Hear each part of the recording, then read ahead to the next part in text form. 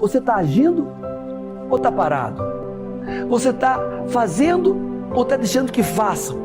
Você está tomando conta ou deixando que outros tomem conta da sua vida? Vista mal posicionada pode comprometer a visão. Nós precisamos entender que não andamos por vista, nós andamos por fé. Nós precisamos entender que, independente de tudo aquilo que está ao nosso redor, Deus está onde sempre esteve, no controle de tudo. Nós nos acostumamos, inclusive, com as armadilhas que nós mesmos colocamos no nosso próprio caminho.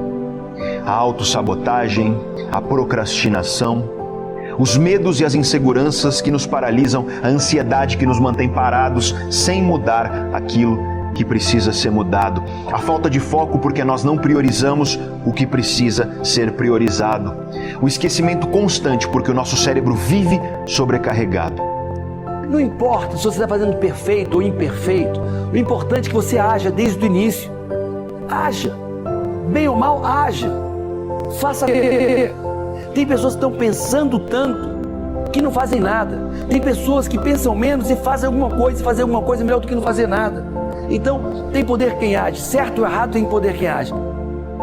Tem muita gente que desiste antes mesmo de fracassar. Se você olhar uma jornada, você vai ver que muitos não alcançam o final dessa jornada, o que nós chamamos de sucesso na vida, porque ao longo dessa jornada desistem. Antes mesmo de obter algum tipo de erro, de fracassos ou de derrotas ao longo do caminho, que é normal, você já desiste. Eu até tentei, eu até busquei, mas isso não é para mim, esse lugar não é para mim. E você desiste no meio da jornada. Descansar significa que você fracassou. A maioria das pessoas, elas ficam correndo numa esteira e não na pista. Talvez você agora esteja correndo na esteira. Correr na esteira é você se preparar, se preparar, se preparar. Quando eu estiver preparado, eu vou lá e faço aquilo. Quando eu estiver preparado, eu vou lá e faço aquilo. Mas sabe quando que você vai estar realmente preparado? Quando você fizer aquilo. Porque nada ensina mais do que o campo de batalha. Nada ensina mais do que você se engalfiar com o problema. Você só encontra a solução quando você está dentro do problema. A gente se acostuma e aos pouquinhos a nossa vida vai sendo devorada, uma pequena mordida de cada vez. E aí, muitas vezes, quando a gente se dá conta, lá se foi um pedaço enorme da nossa vida, devorado aos pouquinhos. E quando isso acontece, frequentemente, não tem mais volta. Esse pedaço da nossa vida já se foi e agora nós temos que aprender a conviver com a cicatriz deixada pela ausência dele. A gente se acostuma, mas não deveria, porque as consequências de se acostumar são muito perigosas e muito tristes. E a grande pergunta então que fica para nós é: por que nós nos acostumamos com as coisas que nos fazem mal? As coisas que nos deixam infelizes ou que nos impedem de conquistar a felicidade que nós tanto desejamos. A triste notícia é que você só vai encontrar o seu sucesso ou resgatar, tirar de dentro de você, depois que você passar pelo fracasso. Você tem que passar, encarar a sua incompetência primeiro, para descobrir como ela é e o que você tem de fato de habilidades a serem desenvolvidas, quais as atitudes que você tem que desenvolver. E não ser um covarde frente a eu não quero encarar porque ela é muito feia. Ela é horrorosa, ela é o seu pior lado. Ela é a pior coisa que você tem em você. E é por isso que você tem medo.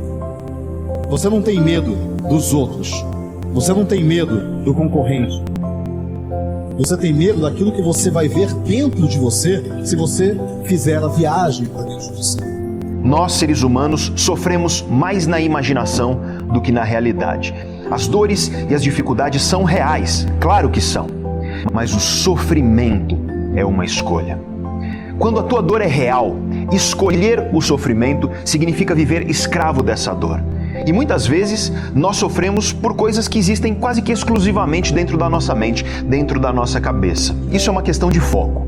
Quem dá foco à dor, ao problema, à angústia, está escolhendo viver sofrendo. E aí eu te faço uma pergunta. Onde está o teu foco? É em alimentar uma dor em lamuriar as dificuldades? Ou teu foco está em controlar aquilo que está no teu alcance, para você enfrentar os teus obstáculos, para você combater o que te machuca, para você conquistar uma existência que te orgulhe? Sua meta é ousada, sua meta é realmente ousada, porque só metas ousadas vai fazer com que você se mexa, só metas ousadas vai te tirar da zona de conforto, só metas ousadas vai te mobilizar para mudar. Porque muitas vezes o nosso maior inimigo não é outro ser humano. Somos nós mesmos.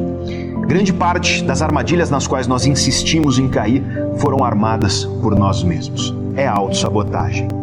A mudança tem fases diferentes e que, dependendo da fase em que você está, naquilo que você quer mudar na tua vida, a ferramenta para você mudar é diferente.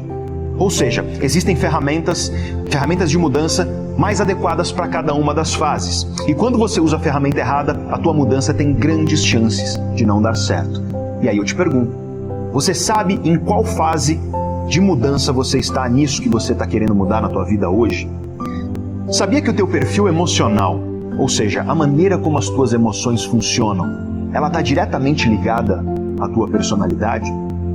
Depois que você compreender realmente tudo isso, você nunca mais vai olhar para si mesmo da mesma maneira. E você não vai olhar para os outros seres humanos da mesma maneira. Se dedica com carinho à jornada. É você tentar por uma semana se dedicar ao autoconhecimento. Às vezes as coisas não vão mudar ao seu redor, mas elas podem mudar dentro de você. Por muitas vezes nós vamos ver situações extremamente desafiadoras, ambientes totalmente pessimistas, mas nós não somos movidos por aquilo que está ao nosso redor. Para nós, o sol brilha sempre, porque Deus está no controle de tudo.